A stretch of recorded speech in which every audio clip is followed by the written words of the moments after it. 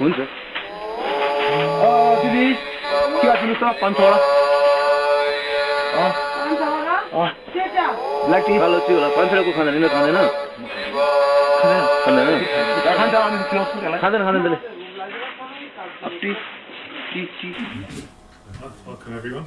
It's my great pleasure to introduce Dr. Matthew Clark, who is a researcher at OCHS in London, and is involved in the yoga project that has been going on there for some years now.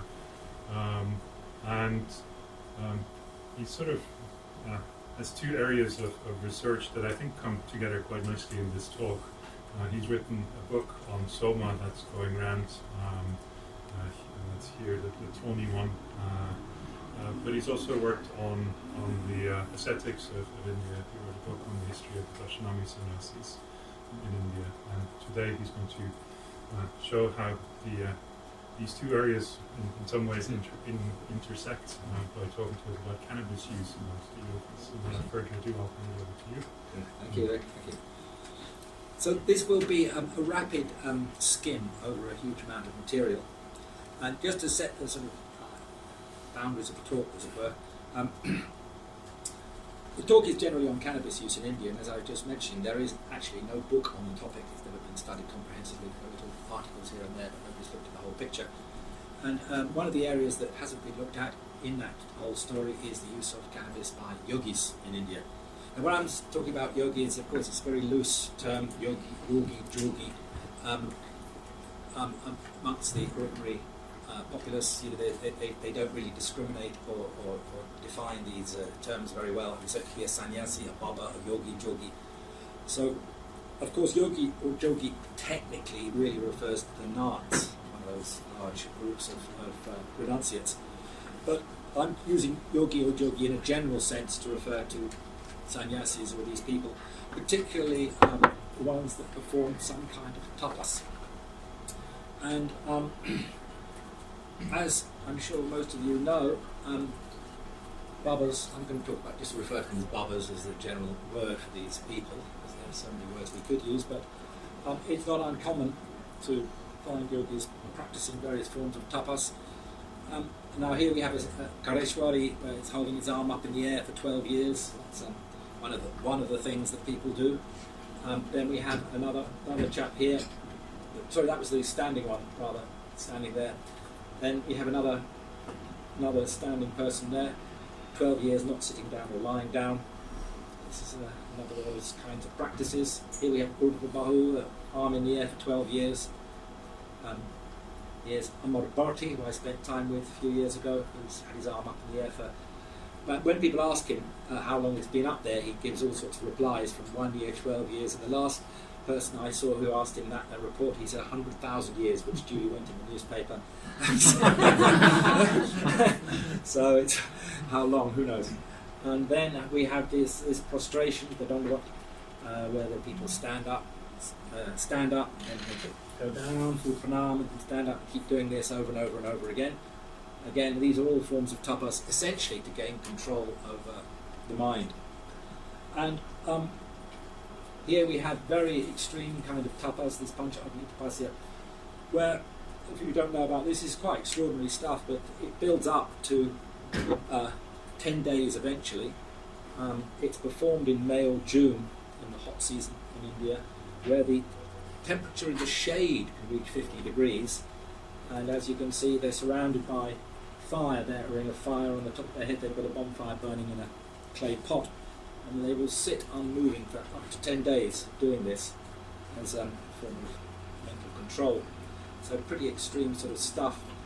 Some of these babas, they do similar kinds of things to raise the heat, literally up in the body. Here we have a yogi doing an exercise there, and another one similarly in extreme heat, surrounded by a ring of fire.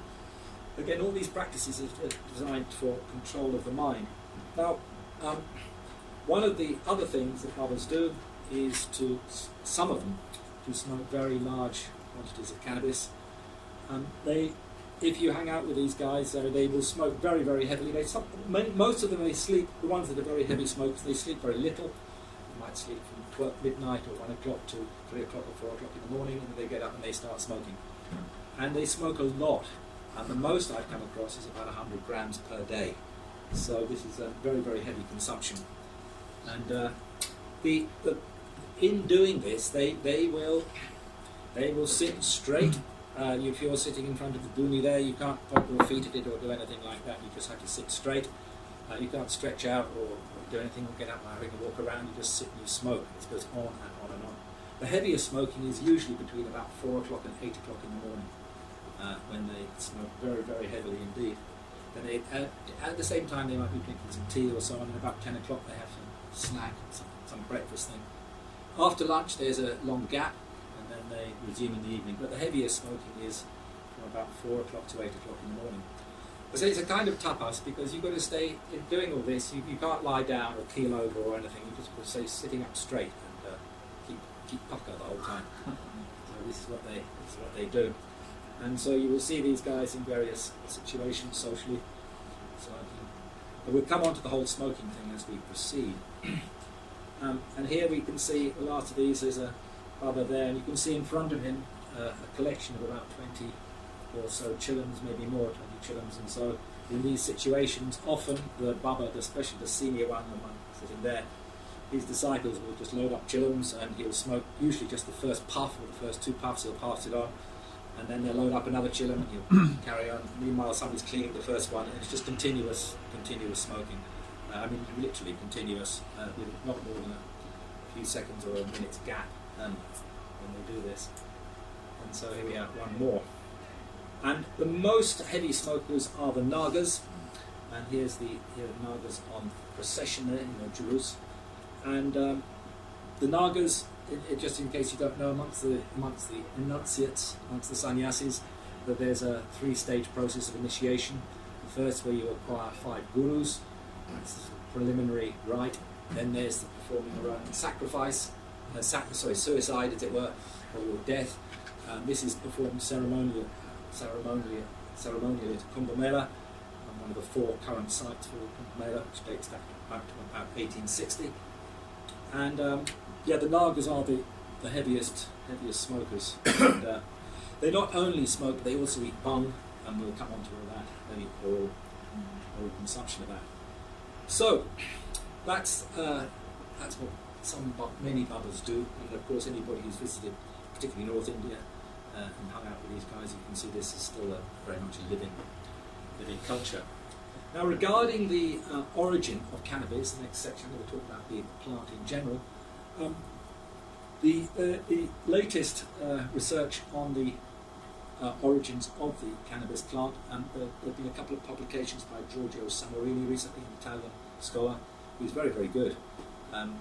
And the earliest, he reckons that there are at least 2 original sources where the plant developed. This is pre the last ice age, so we're going back about 13,000 years. One site in Eastern Europe here, and another site in China. So it starts certainly in these 2 places, possibly more, but certainly in these 2 places. The oldest finds so far of cannabis are in Japan, in the Jomon culture, which is 8,600 BC. So humans had a very, very long relationship with the plant, so dating back certainly to 8,600 BC. In the terms of diffusion, we have the sort of first wave of diffusion here, say from the last ice age up to a couple of thousand years ago. Here we have also an attempt by this Merlin and Clark in their book with the University of California Press. They attempted to identify the different strains that have developed in different regions with these various acronyms. And it's all a bit speculative at the moment. The current classification of the plant goes back to Lamarck, who classified sativa and ruderalis and indica as the 3 main taxa of the plant. But anybody who's looked at that closely knows that it's hopelessly inadequate. There are so many sub-varieties of the plant. You get plants that only grow to that size, and you get other plants that are 6 or 7 meters high, with 3, 5, 7 leaves. Some of the huge ones with huge buds on them, they produce very little resin.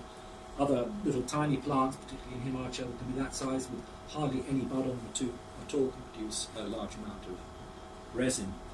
And so this is their attempt to look at the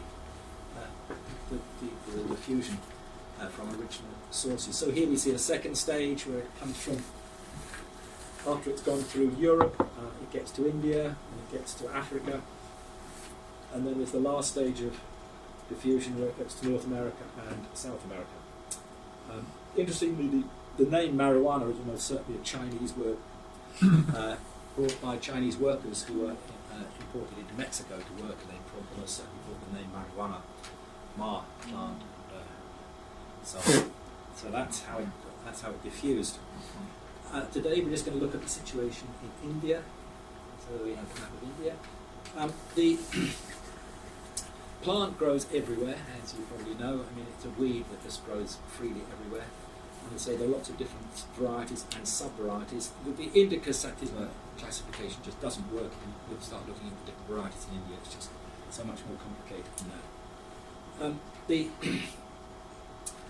interesting thing for our purposes today is how the plant became popular in India. Sorry,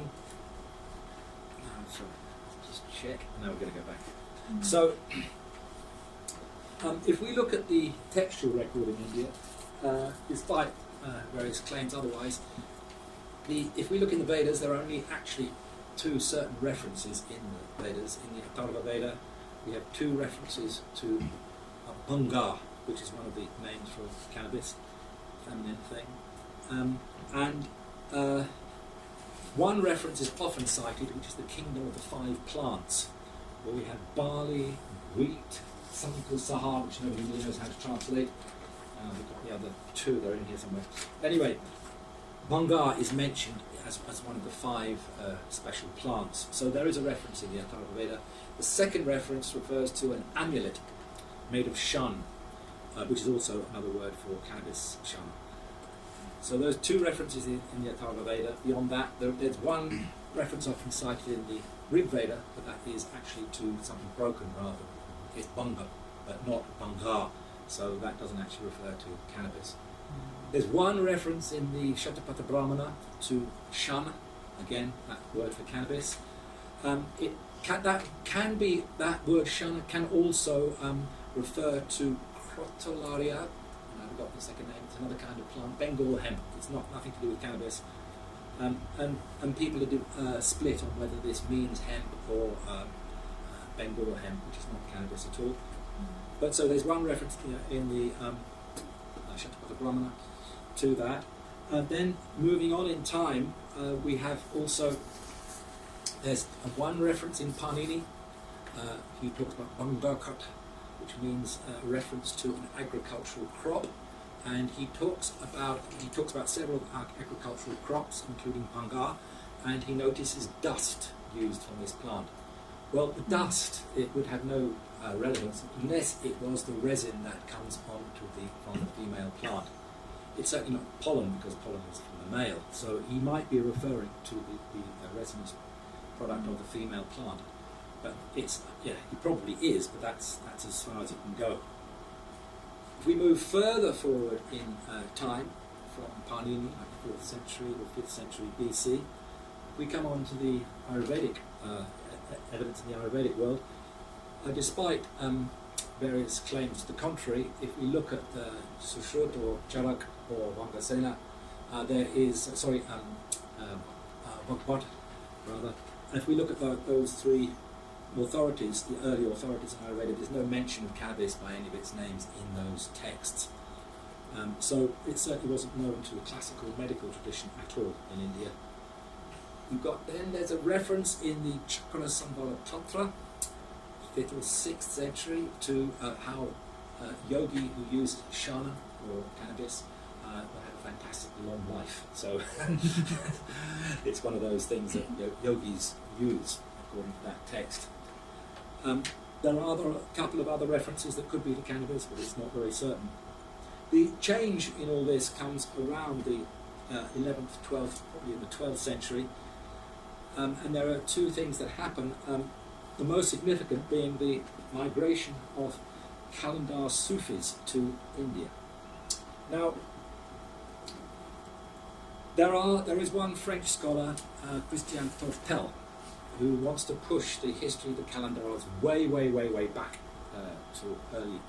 to BC, but that's not the standard view. The standard view about the Qalandars is that they properly originated in the 13th century with Al-Sabi. Now, Al-Sabi, he was a very interesting fellow. He started off as a regular Sufi, a regular initiated Sufi, and then he went super radical. So the Qalandars, they have many names, particularly in Pakistan and in India. In the north, they're referred to as Malang. Sometimes they're referred to as Heydari, which refers to one of the disciples of Al-Sabi. It's actually some time later that they're referred to as a disciple of Al-Sabi. And these particularly Al-Sabi, he believed that the heart of religion lay in cannabis. So these Qalandar guys, they didn't pray, they didn't read the Quran, they didn't do anything that they should do like that. All they did was eat bhāṅg. So that was the totality of their religious activities. It was a huge movement. The Qalandar movement became huge. This is in the 12th century, 13th century rather, and it spread all the way from Spain to China. It attracted a huge amount of attention in the Muslim world by particularly Muslim scholars, who were very aware that what has been described as the world's first hippie movement was underway. These Qalandars would travel in groups of several hundred sometimes, dressed in very extraordinary costumes. There's just a few pictures from a book by Mustafa on the movement between the 13th and 16th century. These are just pictures of Qalandars, or fakirs, Malangs, many names for these guys. So these are modern pictures, by the way, of these people. Now, these Qalandars, the movement was very large, as I said, and it spread all the way from Spain to China. Franz Rosenthal, in a great book called The Herb, which was published in 1971, he looked very closely at the history of this movement, and is an expert on the medieval use of cannabis in the Muslim world. And he translated a lot of correspondence between various imams in the Muslim world from Turkey, Egypt, Syria, various other places, because he knows Turkish, Arabic, Persian. And it was very interesting to see the range of opinions expressed by the imams in the 14th, 15th century on this particular substance. And I'm just summarising a lot of information here, but some of them would say, well, it's very bad, but it's not as bad as alcohol. And then another one would say, well, it's fine for personal use, but look at all these guys with farms and making all this money. This shouldn't be allowed. And another would say, well, it's got medical uses, so we can't ban it completely. And so there's a whole range of opinions about the effect of this stuff and what to do about it. In fact, no different from what you might read in the Sunday newspapers today. This is going back about 600 years, so I found that quite interesting. That there's a variety of opinions about this stuff that hasn't changed at all. So, Al-Sawi, he was a very radical fellow. He was described as a walking library. He spent time living in a tree. He was one of the main people that kicked off this Qalandar movement that attracted so much attention, and it was disturbing for the more conservative people in the Muslim world, because it was their sons who were just leaving, going on the road with these guys who would be barefoot. They were dressed in, the different subsects were dressed in various strange costumes. Some of them, the Heydaris in particular, wore chains and metal chastity belts and all these kinds of things, which you see still continued by some of the sannyasi sects in India these days. Some of them, they were always, in initiation, they were always shaved. The four hairs, they were shaved, chardab they called it. They shaved the eyebrows, the hair, the armpits, and the genitals. Interestingly, the sannyasis and the Sufis, Karamot Sufis, they undergo a very similar kind of initiation. I've argued in a previous article that, in fact, a lot of, if you look at the sannyasis in particular, if you look at the mythology, if you look at initiations, and so on, there are enormous parallels with the Sufis. That influence from the Sufi world has been completely neglected, really. And it's assumed there's like this sort of Brahmanical stream that goes through. But if you look at the influence of the Sufis on the Muslim world, particularly in the Mughal period, and you look at the structure of their initiations and all the things that happen, it's so similar, it's uncanny. Even in the sannyasi world also, many of the important words, such as pir, they call the head of the organisation pir. Julus is a Persian word, procession. Akara, another Persian word for their training area. It goes on and on. So they use all the terminology from Persian, and they use similar rites, similar procedures. They have the idea of 4 preceptors, the same as the Sufis. So it's so many parallels in this. So these Qalandar guys, who are very, very active throughout the Muslim world in this period, particularly from the 13th to the 16th century, going back to just a little bit here, this area of Western Afghanistan, Eastern Iran, and southern Turkmenistan. This is their heartland, the Qalandar heartland. Well, then the mid 13th century, there's the Mongol Invasions, and they occupied and conquered this area. And then thousands and thousands of Qalandars went on the road, and they arrived in India in the mid 13th century, and of course attracted a huge amount of attention. There were at least 120 monasteries in Delhi just to cater for Qalandars by the end of the 13th century. They were famous for making music, begging aggressively, travelling in large groups, being very rude and disruptive, of kidnapping youths, particularly unbearded young boys. So they generally had a very, very bad reputation. But interestingly, they also, some of them found their way to the feet of kings, rulers and princes as special advisors, like these wise people. So even though they were very unruly and disruptive and threatening to the social order, as I say, there was a certain degree of respect in some places for some of them. So anyway, that's the. Now these guys, it was these. I argue that it was these guys, these Malangs, Qalandars, they brought cannabis culture to India. As I said, before that period when they were in India, there's very, very little record, none in the medical record, and very few references in any other source. Occasional references, they knew about it, but it just wasn't something that was much known. But they brought cannabis culture to India. Of course, the traditional Brahmin ascetic, he doesn't use a fire, and that's one of the things without fire. But of course, these Sufi guys, these fakirs, they were all sitting around fires and stoned all the time. On bhāṅg, this is the eating. I'm going to go shortly into the different varieties of the preparations of the plant. If we look in the classical Ayurvedic literature, then both Sushruta and in fact all of those 3 foundational authorities, they have chapters on smoking. And it's very bizarre, some of the descriptions of what they recommend, but there are a certain number of plants that are collected, and then they put them in this thing like a bamboo pipe, and then 8 times a day, for certain medical conditions, you puff on this thing. And they say if you puff too much, you can start bleeding at your orifices, and all sorts of strange things are associated with this smoking procedure. But essentially, there was no smoking in India apart from specific medical treatments until 1600, when the Portuguese arrived in Baroda and brought tobacco and smoking culture to India. And it very quickly, excuse me, I've got a little tickle, very quickly spread, and nobody knows when exactly, but not long after smoking culture was introduced into India, they developed the chillum, the clay pipe for mixing tobacco and cannabis and smoking. As I say, very excessively. Now, famously in India, smoking is cannabis is a smoke associated with Lord Shiva, and this is something that is celebrated on Shivaratri, which we just had, and a black moon in February, of course associated with the linga, very early lingas as well, putting our linga very, very early.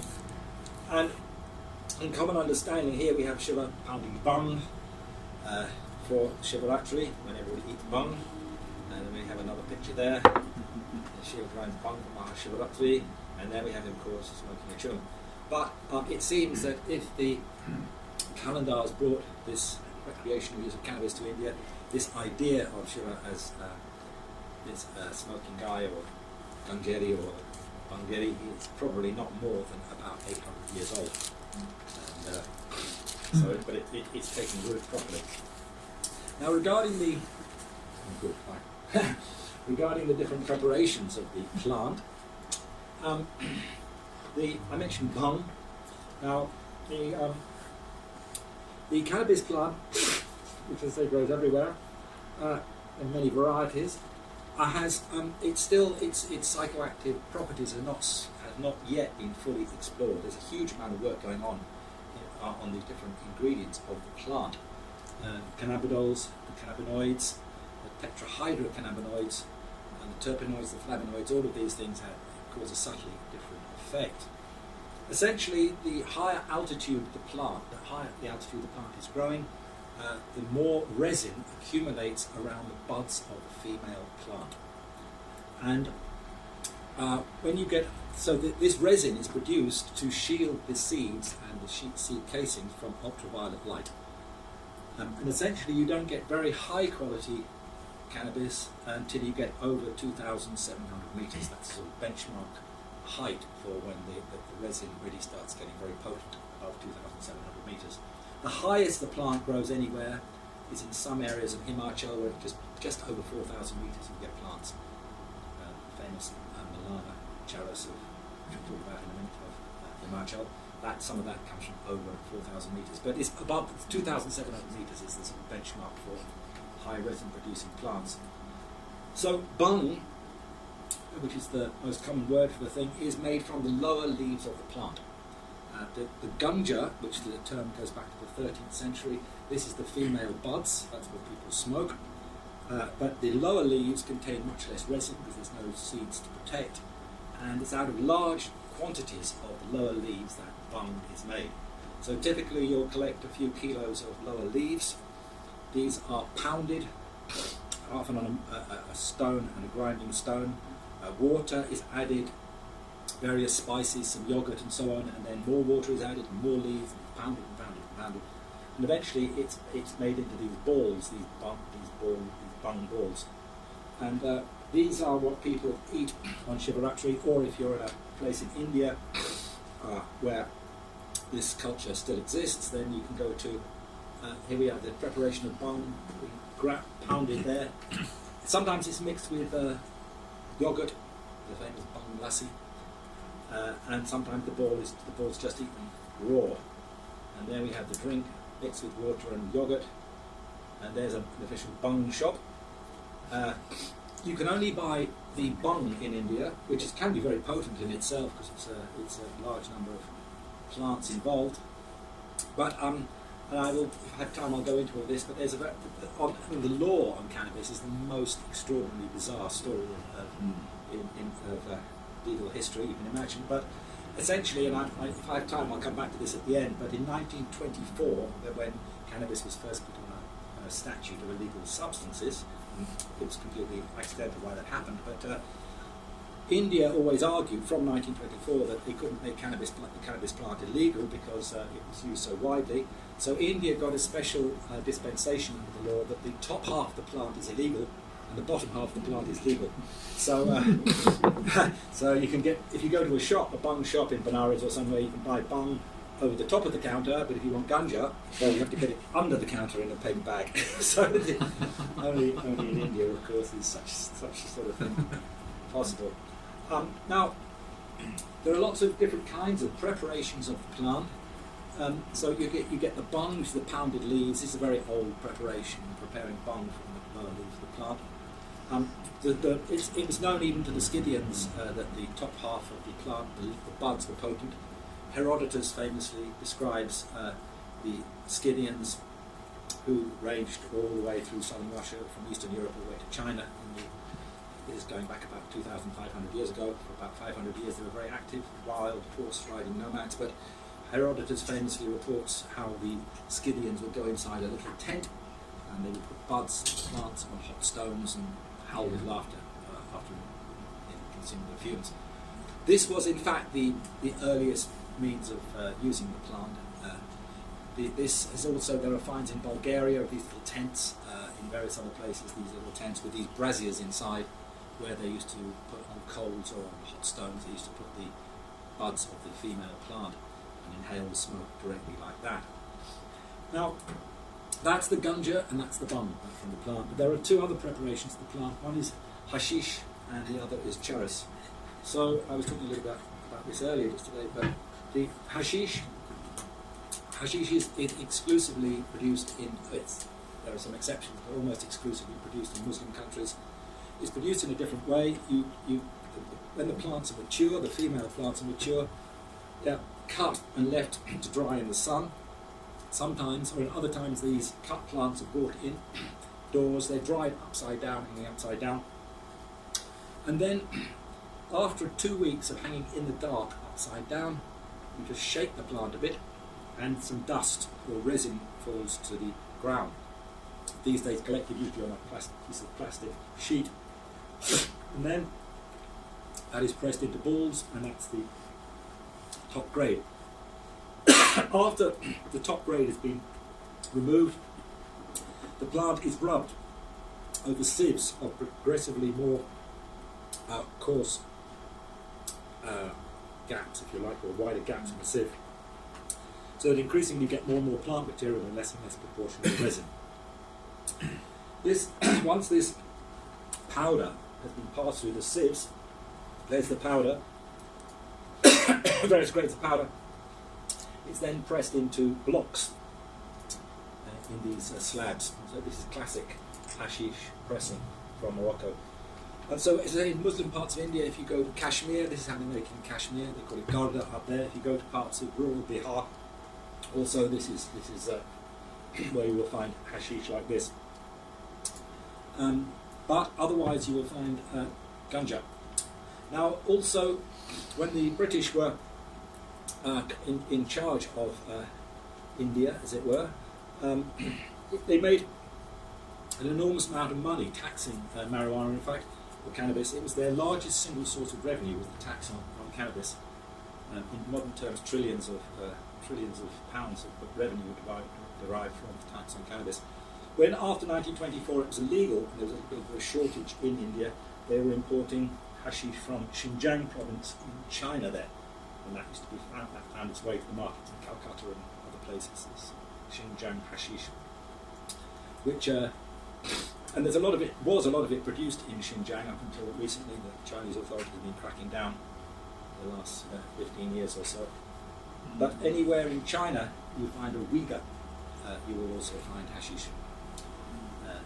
It's hashish very similar to Lebanese hashish, with similar taste and effect.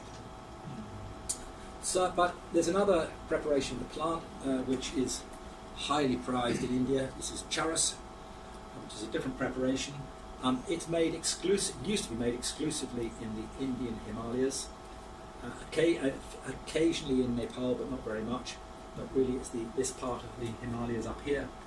This is in Himachal and what is now Uttaranchal. That's where charas is made. It was only made locally by women for their husbands and families up until the mid-1960s, when French hippies taught them how to make it better and more of it. And so the production has been expanding ever since, of course under severe controls at the moment because of the complex legal situation. And charas is, they produce, this is the regions of Himachal. There are 4 main charas producing regions in Himachal Pradesh, where the highest quality comes from. Because of the altitude and the soil and various other things, it's a bit like the champagne of India. It's the highest quality charas. And this is made in a, sorry, it's not a rather blurry map of. So here we have Himachal Pradesh with the plants, typical scene near a village there. And there are the buds, the female buds. And then that's a female bud. And then what you do, you rub very lightly the buds with your hands. The resin sticks. You collect the resin into a ball of various kinds. There's the resin on the hand, and then it's scraped off the hand. This is how it just falls on a piece of paper or a piece of plastic, and then is pressed into various kinds of sticks or circles or different kinds of preparations like this. This is all various kinds of charas. If you rub too hard, you get bits of the leaf in the charas, and then you get a bit of water in it because the leaf has water, and then that leaf and the water in the leaf produces mold, which is very, very bad to smoke. And you can see charas here that's got mold on it because of having too much water in it. But pure resin is without any leaf material at all. There is a famous kind of charas called the Royal Nepalese, which you won't find these days, and this is quite an interesting story. But there's an area in Nepal called Mustang, that's up there, and in Mustang, unusually they have polyploid plants. These are plants which combine male and female on one plant. They grow 6 or 7 meters high. They're biannual. They flower every 2 years, and the Royal Nepalese was made traditionally from these polyploid plants that grow in Mustang, and it's extraordinarily potent. The ganja or the charas from Mustang doesn't get any stronger than from there. Oh, we got to the end. Little pictures. So just that's the different kinds of preparations. Bubbers, they will smoke ganja. If they can smoke charas, they would like to get hold of charas. Some of them they will go up into the mountains in October, and they will go to fields and they will prepare their own charas for the year, dropping a kilo or two and then coming down again. You can find charas in North India in most metropolis areas, where it's a typical recreational activity. But South India, there's much less of it. You won't find bubbers also in South India. The whole Malang culture really influenced North India rather than South India. So we don't get, even the South Indian sadhus, they don't smoke normally at all. They're Swami, and they tend to be vegetarian and live in monasteries and have nice huge plates of rice. They're not like the wild northern bubbers who do all these things and all this stuff. On the law, it was of course completely illegal in India until 1986. Up until 1986, you could go into any government shop and you could purchase any quantity of it that you wanted, a ton of it if you wanted to just walk and buy it. You could buy ganja, you could buy charas, different grades, and so on. In 1986, ironically, it was the pressure from the Americans and the Canadians who insisted that India make it illegal. At the same time, in 1986, up until then, alcohol was severely restricted. Buses and trains and everything, they used to search you for bottles. It was not allowed to drink at all. It was impossible to find any alcohol. But that all suddenly changed in the mid-80s when suddenly alcohol shops were opening everywhere. And so you get Budweiser everywhere, but ganja and charas was made illegal. Technically, it was absolutely illegal, apart from the Indian exemption for the lower half of the plant. This didn't, in practice, make that much difference, apart from making a lot of local policemen rich. They could go around and extract money from people for smoking. Of course, they'd smoke themselves, but that wasn't the issue. The issue was they could get money out of people for these illegal activities. And that situation, immediately post-86, led to chaos everywhere. Certainly the closure of nearly all government shops, apart from in Orissa, the state of Orissa. For some reason, I've never looked into why, but the state of Orissa has continuously remained legal up until today. Just to bring us up to date, just in the last couple of years, this has all been changing, particularly under the BJP, because they like the idea of Shiva's plant and cannabis and everything Indian being Indian. And so Uttaranchal is the first state to legalise. They got licences 2 years ago for industrial and medical use. Just before Christmas, the states of Mizoram and the state of Madhya Pradesh also finalising legalisation of medical and industrial. Himachal is currently pushing for legalisation of high resin cannabis, the super potent variety for other purposes. So that's all being debated at the moment. But this is all very current. This is in the last few months all this stuff is happening. There had been white papers through the Indian government on legalisation or decriminalisation, so I think it's probably just a question of time before both the top half and the bottom of the half of the plant. So, anyway, 100 years in the making. Yeah, it's a very peculiar thing. So I'm going to stop there, it's sort of gone quite rapidly through. I didn't want to go over time, but I've gone slightly over time. But we can continue with discussions or questions or whatever. Oh, so you started off the very beginning of the talk. You talked about like the standing bubbas and other sorts of yogis. My understanding was that they smoke mostly opium for the pain relief for what they're going through. Is that the case, or is it really sort of just ganja with that? Some smoke opium. Yep. But it's more smoking ganja than opium. Okay. Yeah. Some bubbas smoke opium. They And usually eat opium. But it's generally a little bit frowned upon by. Yeah. Ganja It seems that way. Not by all, but there are some who do that. Do take opiates. Yeah. But it's perceived as more of a religious activity when they're using ganja because it's got this association with Shiva and religion. Whereas opium is a bit. Yeah. Interestingly, opium and ganja both arrived in India about the same time. So what's the earliest reference of Shiva using ganja? I don't know what the earliest reference is. It'll be in a Purana, almost certainly somewhere. But as we know, the dating of the Puranas is absolutely horrendous. Different bits of the Puranas, and I haven't got into the earliest references of that. There are certainly references in the Puranas to Shiva associated with Datura and bhāṅg. And there's a popular song, bhāṅg and Datura. So where the first references in the Puranas come, I'm not sure. If this research comes through, I'll be able to tell you. Yes. Two questions. They're somewhat related. One is, you mentioned the Qalandars kind of using cannabis sort of exclusively or their entire practice. What are they hoping to achieve with it, and why are they doing it exclusively?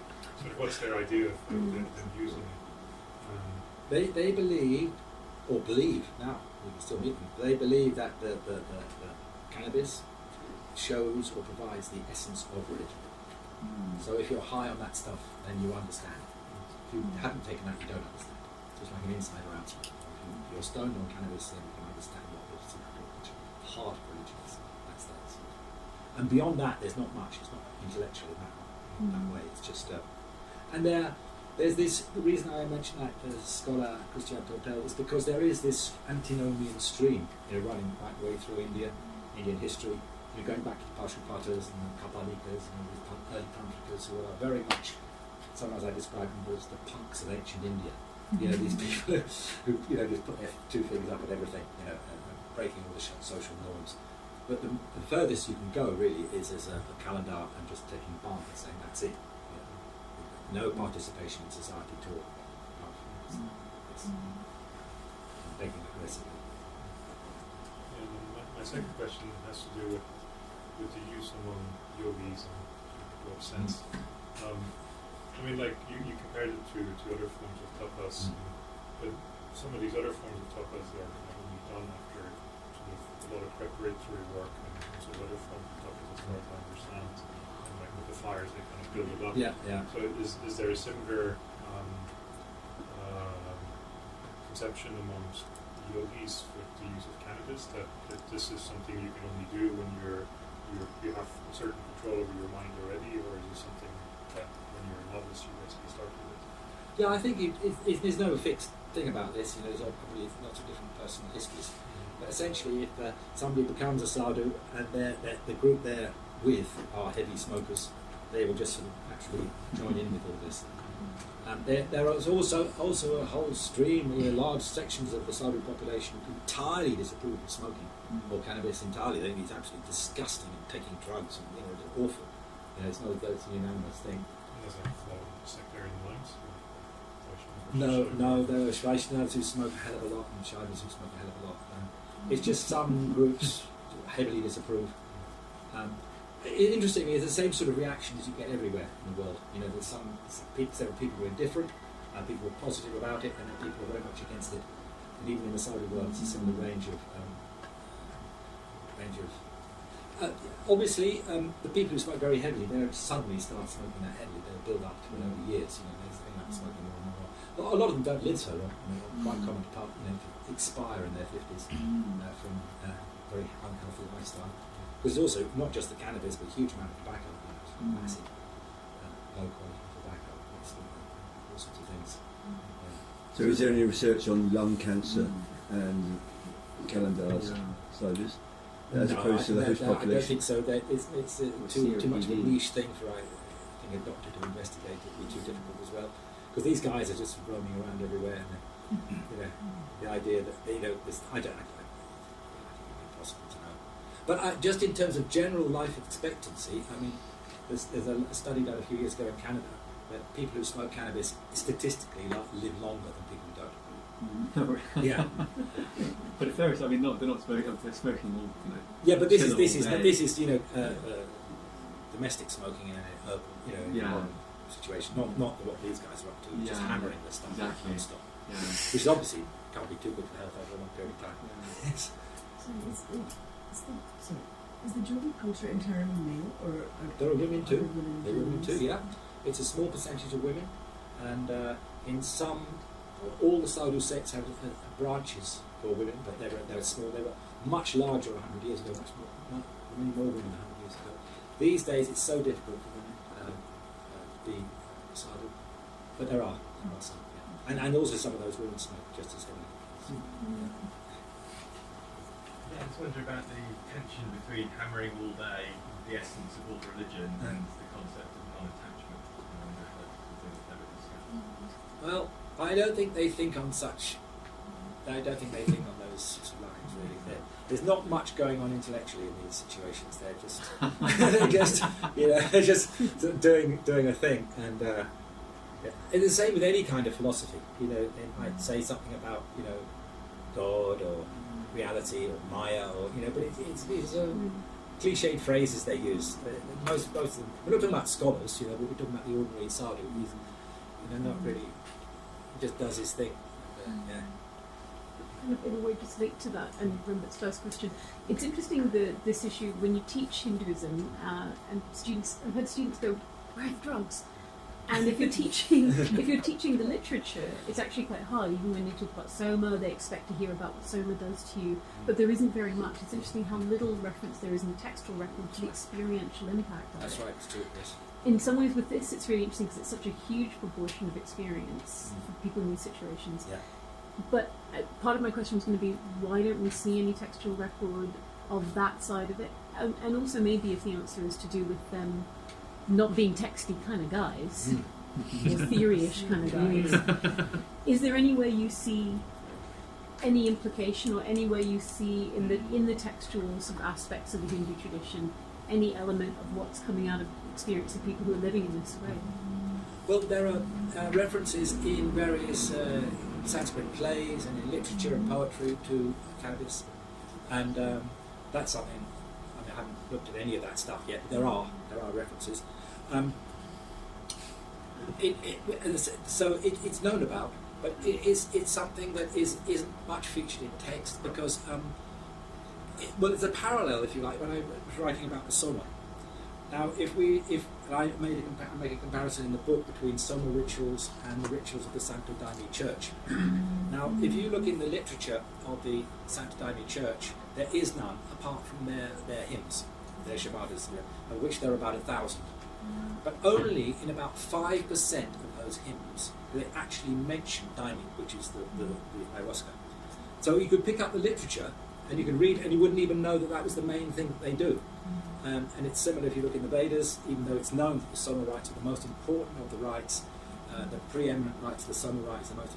But regarding what happens when you take it, I mean, I had to trawl the literature very extensively just to find a few references. And there are some, but very few. But you wouldn't guess it from the literature, because it is primarily an experiential thing. The same with cannabis, these people, they don't have anything to say about it particularly, apart from the fact that they take it.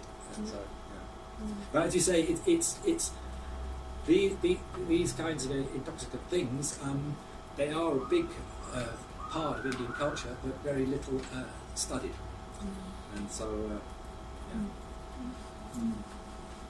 I was just wondering whether you've also looked at association of creativity with the smoking of dope, because I mean one kind of hears it, and whether you have any kind of reference, maybe not made back in the Vedas and things, but otherwise about poetry and other things. Even the Qalandars, I mean, Yeah. they would be into Sufis, are also Yes. writing songs. Yes, and yes. verses. Well, yes. That I think there's very little literature associated with the Qalandars. I mean, the regular Sufis, there's huge amount of literature, but very little literature associated with the Qalandar. There are texts that describe like the Qalandar. There's some famous examples of the version that describe the Qalandar's life. And they were singing, they were making up songs and poems and so on. And there will be references in there to use of cannabis, but whether you could actually extract from that any sort of argument about the creative impulse or not, I think would be very difficult. Because the Sufis produce a lot of devotional literature without any cannabis as well. So, the effect of cannabis is very difficult to. It's complicated because you have certain molecules in the plant, the cannabinoids particularly, that have a sedative effect. You have the tetrahydrocannabinoids, which are a stimulant. So depending on what kind of preparation you're using, it can have a sedatory effect or it can have a stimulatory effect. And it also many subtle psychological effects. There's a lot of work going on at the moment, particularly in California, between the relationship between different types of plants and the different molecular ingredients and the receptor sites in the brain, which these molecules bind to, and how those receptor sites are connected to various organs in the body. So now cannabis is being developed specifically for treatment of certain, like kidneys or heart or liver or whatever, to do with the different receptor sites that the different types of molecules bind to. But pharmacologically, it's still poorly understood, the entire effect of the plant. And it's known that, yes, it does have that capacity to inspire music and art and all those things. And of course, we look at the history of music; it's just riddled with it. Yeah. And even Shakespeare himself, that was last year when they dug up his garden. All 10 pipes they found all had cannabis in them. So Shakespeare himself was permanently on cannabis. So, like, in addition to the whole notion of it being sort of tapasya, is there any notion of it being pleasurable amongst sadhus, that they're doing it because they like it? And they just generally talk about it as nasha, like nasha, like intoxication. Yeah. And for them, that's it's a nice thing to be have nasha. It doesn't matter what it's from. It's the same if you give them some of them, if you give them a cigarette, they smoke it in one puff, or you give them a glass of whiskey, they stand there and they drink it all in one go. If you give them a bottle, they drink the whole bottle in one go. And then they say, "Now, how much nasha have I got?" "Oh, good." So it's a very crude register of, like, if you've got lots of nasha, great if you're that sort of person. So not a subtle thing at all. So. And yeah, is it like how they factor that in sort of theologically? I mean, like what I don't think they think about it. They're just getting high. They're just getting. It's like getting high. Yeah. It's like they just do that. And that's what they do. You get out and then you go to the toilet and you make tea and you smoke. That's just what you do. You almost get the impression in some cases that that's their. It's not that that's what makes them religious, it's that that's what makes them in a special state. Mm-hmm. So people say, "Oh, here's this guy and he's going into his special state, and it's a state we can hardly even get to." And it's almost a replacement for I don't say religiousness, but it's the specialness of their achievement. That's right. Well, the Baba, Babas, if they are experienced, they do have some sort of autonomy and some sort of power from this, and I think it's just the idea that they're in control of everything. They can sit. It doesn't matter if it's hot or even famously, the image of the sannyasi you get in Bhagavad Gita or anyway. There's somebody who's indifferent to heat or thunder. Indifferent to heat or cold or hunger or anything. Sleep or no sleep. They're just cool all the time. So it's the same kind of idea that you just smoke and smoke and smoke and smoke, but you're still fine. So you're not phased by. Yeah. And there's that story. It's in Be Here Now. Ram Dass talks about going to Neem Karoli Baba and giving him a huge dose of LSD. Yes, that's not true.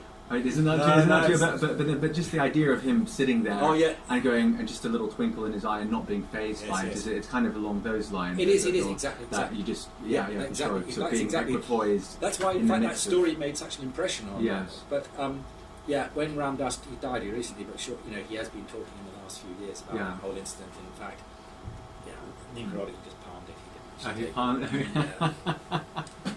didn't. He didn't say it's a good story though. Because if you think of it as an act of tapas, which is there to help you control the mind, and so therefore it's kind of a practice of learning to be kind of in that state of not being affected by it. There would be a bad way of doing it in the sense that if you are sort of under this way of it, then you failed in your practice basically. But so Lucy's question is kind of so if they're doing it purely recreationally because they enjoy doing it, then basically there's no good and bad way of doing it. But if it is a form of tapas, then surely there should be a way of sort of judging for yourself. It's not falling flat on your back. I've not done this in the right way. I need to. Is that a conception they have at all? I think it's more. It doesn't matter the person, but if somebody is smoking a lot, and then they're not keeping everything in order, and they're lying down and getting all spaced out, then this is very bad. You're not a proper baba. You're fallen. Yeah. I mean, you're just lying on the ground there. Well, get up. You're gonna get a kick. Get up. Stand up straight. What are you doing? But on the other hand, the impression I got from these guys was that also, this is what some of them said, was that it actually is almost about getting as high as possible to get close to Shiva in that sense. Yeah. So maybe it's not so much about not feeling it and being sort of resistant to it, but it's being in control whilst getting a perception of reality which is close to Shiva's perception. Yeah. I think that's right. Yeah. So we've got 3 there. So I think you were first, and then you went there. Yeah. Did the Qalandars do any sort of like meditative practices that you have? Yeah, well, they do the zikr, the chanting the names of God. Yeah, they do the chanting thing. Yeah. They dance around. Yeah, they do the dancing thing. Okay. Yeah. And relatedly, did the Sufis give any sort of meditative techniques, or the Shia people give any sort of kind of meditations while this? I mean, maybe if an outsider was present rather than it's just them. Related to this movement, like I didn't quite follow that question. are there any kind of meditation techniques that they give to people? Well, if you join them, become initiated, you just sort of join in with their lifestyle. So then you would do the singing or the chanting and repeating God's name, and often they would also dance in these like circular dances, like holding hands sometimes and going round and round and round. So they do these practices. It's not meditation in the sense of the Buddhist kind of meditation, but more like religious practices they do. So, but that would be if you were initiated into the thing, you joined the group, you just join in with those kinds of things. But they wouldn't be interested in instructing people outside their group on these things. It would just be if you happen to be in the group, you just naturally join in with these kinds of activities. So I heard from a Rastafarian that he smokes, and Rastafarians smoke to develop strength of mind, and periodically they meet and play music over many nights and hardly sleep, and smoke lots and lots and lots to develop strength of mind from the fact that the cannabis clouds their cognition, and they're still working very precisely and producing incredible music, relating to each other very well. And I was wondering whether there was any connection. Well, I think it's the same thing, same kind of thing. Yeah, same kind of thing. Not exactly, but a similar kind of idea. The Qalandars will do the same kind of thing as well. Similar, music, staying up all night, those kinds of activities. Often in very large groups, 100, 200, 300 sometimes, more. Roaming around on the road, stopping. Push the fires and stuff. Lovely photograph. So, just to understand, if you must have, you have spent, shown that you have spent considerable time with them. So, it's known that sadhus love some offering. So, in order to hang around with them, did you offer something, or how did they accept you, or in the way that it's okay for you to hang around with them, or did you offer something? Is there a story or a different story? Oh, there's so many. I mean, I've been going to India for a long time, like the last 43 years, you know, coming and going. So, and there have been periods when I spent lots of time in sadhus. But I mean, it's just like spending time with people. You know, you meet people, might stay, or you might just visit. Or I mean, they always want donations, of course. Some money. They always want donations, of course. That's part of the. You know, if you hang out with them and you leave, you know, need some money, of course. But that's the way they live. Yeah. Were they suspicious initially? Well, I mean, there's just so many encounters in so many different situations. I mean, it's just people, you know. So you meet all kinds of people. You know, you meet mad people, you meet interesting people, you meet dangerous people, you meet crazy people. You know, saintly people. You know, all kinds. You can't. I think with sadhus, people can't generalise. It's just a huge, wide range of human types. Sadhus, and so they lots of different interactions. Various kinds. Yes. There's some of your booklets on sadhus and babas. I'm intrigued by your last comments about Indian states making things legal. Is there any connection between that and the march of legalization and commercialization of cannabis in the West? Oh, definitely. Because for sure. I mean, because Western companies, I'm from Canada, they're getting their stuff grown in other countries now. Yeah. Colombia, Brazil. Yeah. It's much cheaper to get it grown there than it is to grow it in unionized conditions at home. Yeah, so is India taking advantage of that? Well, it's all in process at the moment, but obviously it's a global thing these days. Lebanon has just legalized. Yeah. Ireland has just legalized. Luxembourg is fully legalized. You know, adverts and shops and everything, and so it is going through different countries. You know, of course, Uruguay has already legalized. Czech Republic. So the immediate thing is the commercial side of things, because companies can see this is a very useful product. It's got cannabis plants got so many uses, it's incredible. They're starting with the industrial and the medical, but that's always a precursor to. There's only one little step before you legalise it completely. I often say, I mean, if it's all right for sick people, it's got to be all right for well people. Exactly. Why is it not okay for well people? Why have you got to be sick to be able to get cannabis? But it's step by step, and so there cannot be an argument really against the medical and industrial use. And India is just in the process of going through that. India, because they've got these high altitude plant varieties as well, they can grow the whole range of plants, so they're ideally situated to actually make a killing in the world market. And I think the government is probably aware of this. Interesting. Yeah. I just wanted to add that Nepal, I'm from Nepal, and Nepal is also having a legalization debate. Very, very rapidly. Right. Seeing the money. Yes. Yeah.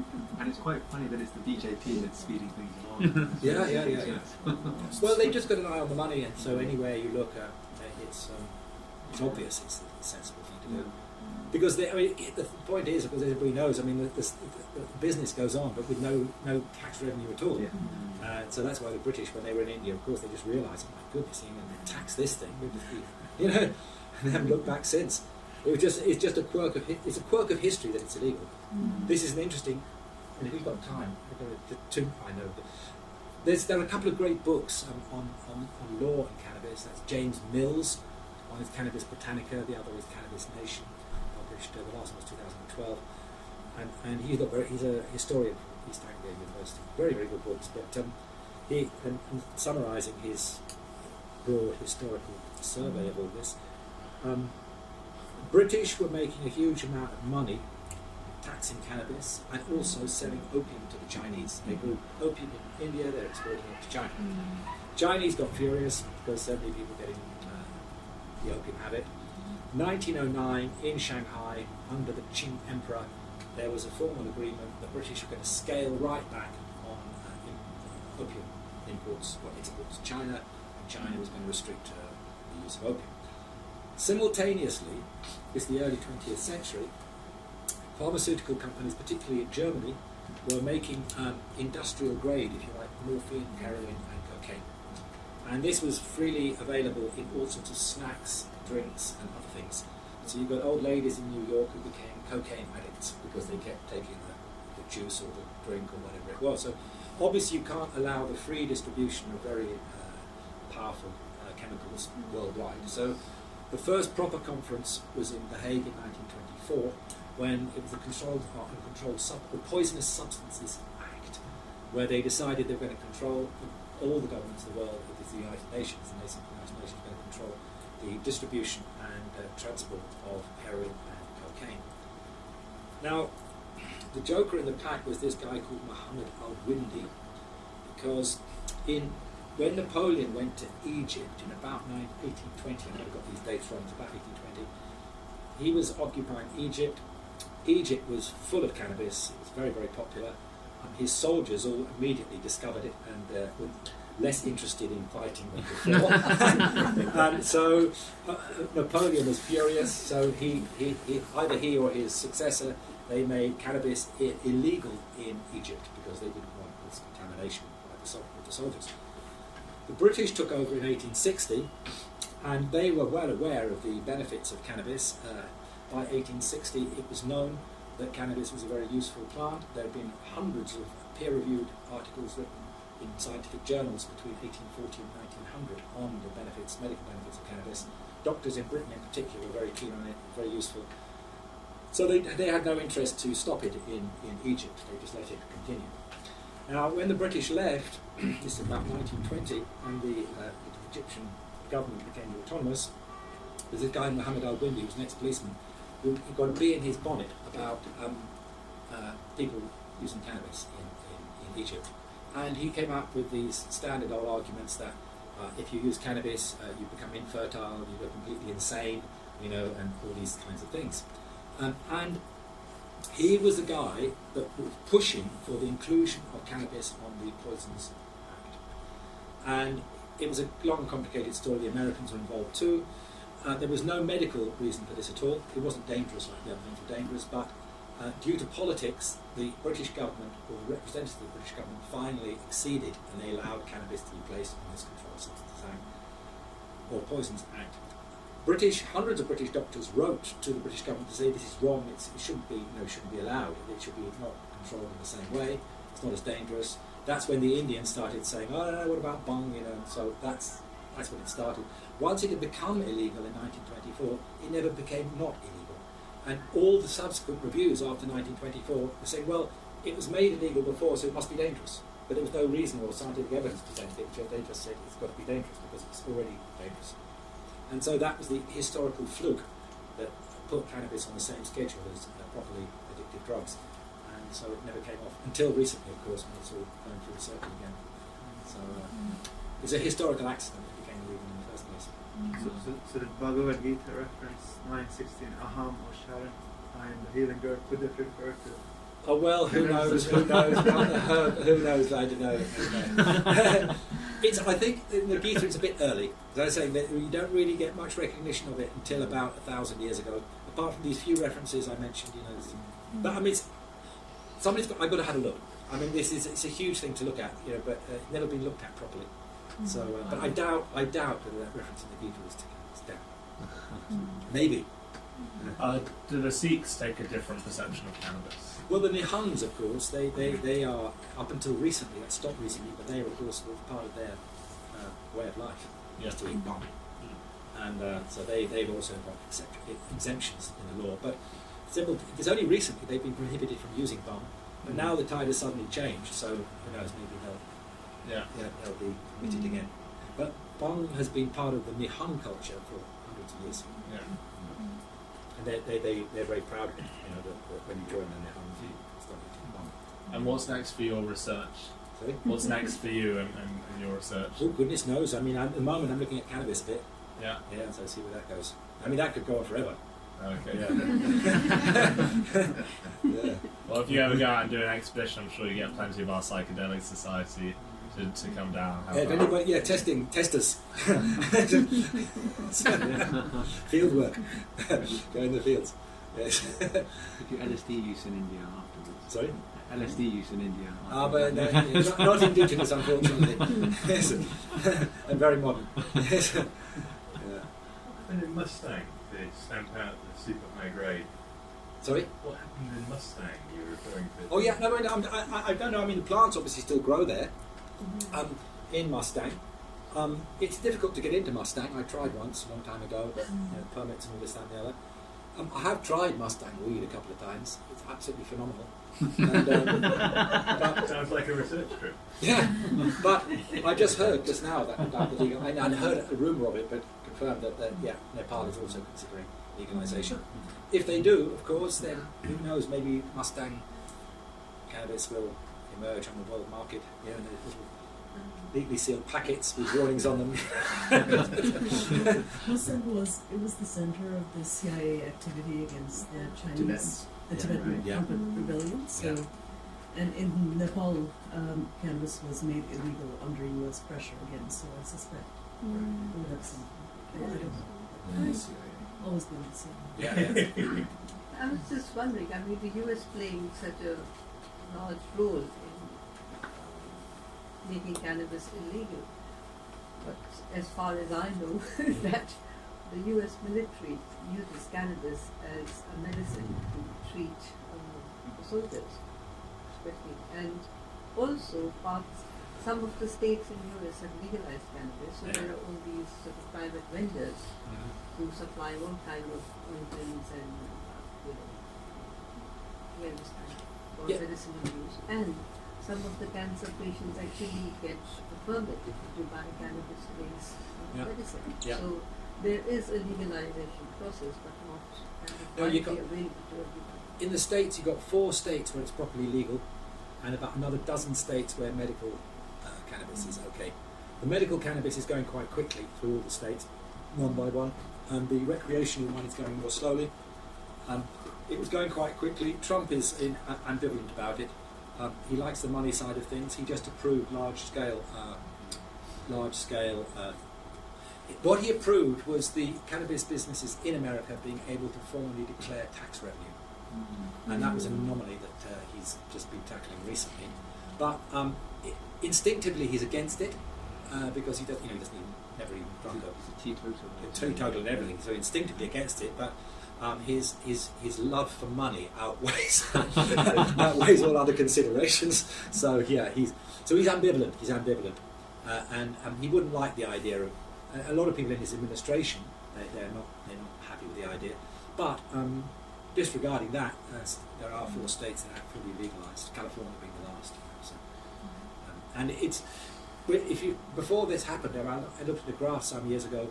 Of California, the amount of money that's made from their different agricultural products.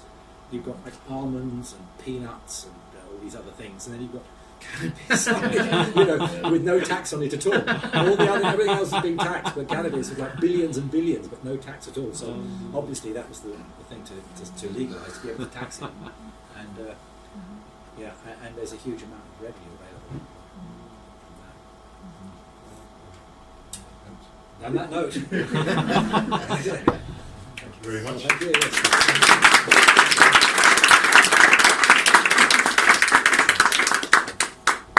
I'm sure I don't know if you have to rush off. No, I don't. No, there are questions, I'm sure. Matthew's booklet is here. It's £4 a copy.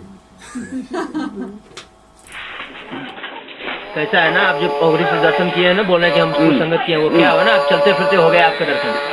जब भगवान इतना किया है तो मानना पड़ेगा। 12 ज्योतिर्लिंग मैं बता रहा हूँ, ऋषि महात्मा को दर्शन नहीं होते तो मैंने बोल दिया ना, मैं योगी से वो तो मैं समझ गया आपका गृहस्थी वाला हूँ, मैं बोला ना गृहस्थी भोग भी करना चाहता, तभी भोग भी कर रहा, तभी मैं शिव का भक्त हो सकता हूँ ना, भोग करने के बाद